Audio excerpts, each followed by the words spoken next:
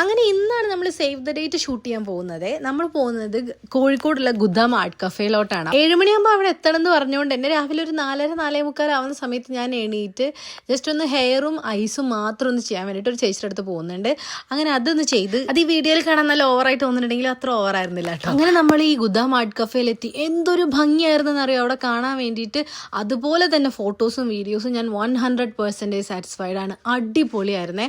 നമ്മുടെ ഈ ഷൂട്ടൊക്കെ ചെയ്ത് തന്നത് റാന്തൽ വെഡിങ്സ് ആണ്. അടിപൊളിയായിരുന്നു അവർ ഔട്ട് എന്ന് പറഞ്ഞു. ഞാൻ എന്റെ മനസ്സിൽ സേവ് ദ ഡേറ്റ് എന്ന് പറഞ്ഞ് ഇമാജിൻ ചെയ്തതിന്റെ എത്രയോ അപ്പുറത്തായിരുന്നു ആ വീഡിയോ കണ്ടപ്പോൾ എനിക്ക് കിട്ടിയ ഒരു സന്തോഷം എന്ന് പറയുന്നത്. Both photos and videos. അതൊക്കെ കഴിഞ്ഞ ഒരു ഉച്ചയാകുമ്പോഴത്തേക്കും നമുക്ക് കോട്ടയ്ക്കൽ എത്തണം. അവിടെയാണ് നമ്മൾ ഹൽദീന്റെ ഒരു ചെറിയ ഫോട്ടോഷൂട്ട് ചെയ്യാം. നമ്മുടെ വീട്ടിലെ സ്ഥലത്തിന്റെ ഒരു ലിമിറ്റേഷൻ കാരണം ഈ ഒരു ഹൽദീന്റെ ഒരു ഷൂട്ട് നമുക്ക് ജസ്റ്റ് പുറത്തുനിന്ന് ഔട്ട്ഡോർ ആയിട്ട് ചെയ്യാനൊരു പ്ലാൻ ഉണ്ടായിരുന്നു. പ്ലാൻ ചെയ്യാനും എക്സിക്യൂട്ട് ചെയ്യാനും എനിക്ക് ഒരുപാട് സമയം കിട്ടിയില്ല. അതുകൊണ്ട് തന്നെ ഞാൻ വിചാരിച്ച പോലെ അങ്ങോട്ട് വന്നില്ല. ബട്ട് സ്റ്റിൽ ഫ്രണ്ട്സും കസിൻസ് എല്ലാവരും കൂടിയിട്ട് നല്ല അടിപൊളിയായിരുന്നു. ഇവിടുന്ന് ഡ്രൈവ് ചെയ്ത് വീട്ടിലെത്താൻ തന്നെ വേണം 1 മണിക്കൂർ. അതിന്റെ ഇടയിൽ നമുക്ക് വീട്ടിൽ അവിടെ എത്തുന്നതിന്റെ മുന്നേ ബ്ലൗസ് ട്രയൽ ചെയ്ത് നോക്കി അത് മിഥുവിന്റെ വീട്ടിൽ കൊണ്ടുകൊടുത്ത് അവർക്ക് രാത്രി പുടവ തരാൻ വേണ്ടി വീട്ടിലോട്ട് വരണം.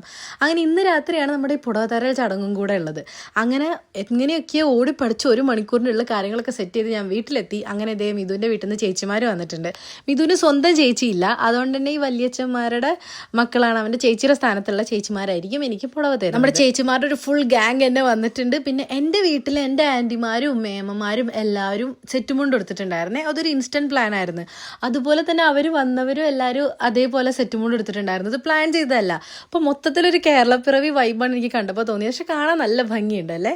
നേരത്തെ ജാതകം കൊടുക്കൽ ചടങ്ങിൻ്റെ ഒരു വീഡിയോ ഇട്ടിട്ടുണ്ടായിരുന്നില്ലേ? അതുപോലെ തന്നെ ഇതൊരു സ്വർണ്ണത്തളികയിൽ സാധനങ്ങളൊക്കെ സാരിയൊക്കെ വെച്ചിട്ട് പുടവ തരട്ടെ എന്ന് 3 വട്ടം പറയും. അതുപോലെ ഞാൻ പുടവ വാങ്ങട്ടെ എന്ന് 3 വട്ടം പറയും. അങ്ങനെ ഈ സാധനം വാങ്ങിക്കും. അതാണ് ചടങ്ങ് എന്ന് പറയുന്നത്. പിന്നെ ഈ പുടവ തരുന്ന ആൾ ഒരു ഡയറക്ഷനിൽ, ഞാൻ വേറെ ഡയറക്ഷനിലൊക്കെ നിന്ന് നമുക്ക് പുടവ തരും. അമ്മച്ച നിൽക്കാൻ പറഞ്ഞ ഡയറക്ഷനിൽ നിന്നു എന്നല്ലാണ്ട് തെക്കും വടക്കും കിഴക്കൊന്നും എനിക്ക് അറിഞ്ഞൂടാ.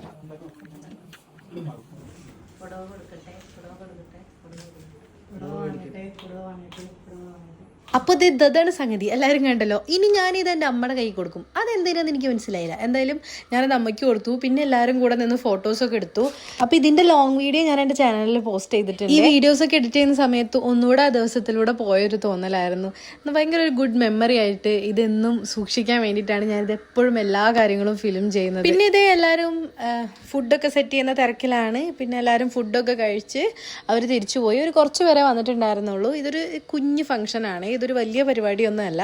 അങ്ങനെ നല്ല അടിപൊളി ബിരിയാണി ആയിരുന്നു. അത് ഞാൻ മെൻഷൻ ചെയ്യാൻ മറന്നു. പിന്നെ ഒരു കാര്യം എന്താണെന്ന് വെച്ചാൽ ഇപ്പോൾ ഇവിടെയുള്ള എല്ലാവരും എന്നെക്കാളേറെ എൻ്റെ കല്യാണത്തിന് എക്സൈറ്റഡ് ആയിട്ട് വെയിറ്റ് ചെയ്തിട്ടുണ്ടായിരുന്ന ആൾക്കാർ. നെയിൽ എക്സ്റ്റൻഷനും മെഹന്തിയൊക്കെ ഉള്ള കാരണം എനിക്ക് ഫുഡ് വാരി കഴിക്കാൻ പറ്റില്ല. അപ്പോൾ എനിക്ക് അമ്മ ഫുഡൊക്കെ വാരി തന്നു. പിന്നെ ഞാൻ കിടന്നുറങ്ങി. ഇനി നെക്സ്റ്റ് തലേ ദിവസത്തെ വ്ളോഗായിട്ട് കാണുന്നവർ ബൈ.